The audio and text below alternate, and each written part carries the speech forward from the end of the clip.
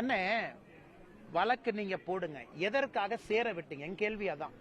பாரதிய ஜனதா கட்சியை சேர விடுறீங்களா? இல்ல.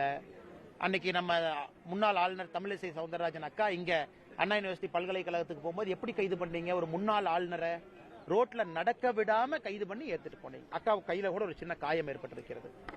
அண்ணன் சீமான் அவங்களை எப்படி கைது பண்ணீங்க? அக்கா சௌமியா அன்புமணி ராமதாஸ் அக்காவை எப்படி கைது பண்ணீங்க? இல்ல அதிமுகவினுடைய நண்பர்களை தலைவர்கள் எப்படி கைது பண்றீங்க? அதே திமுகவுக்கு ஏன் பண்ணலின்னு தான் நான் கேட்கறேங்க.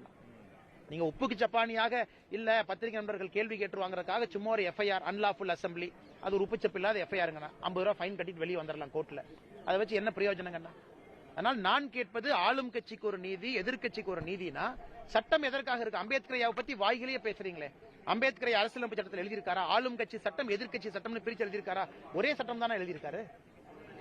சட்டமன்ற தேர்தலுக்கு ஒரு வருஷம் தான் இருக்கு. ஈரோடு எலெக்ஷன்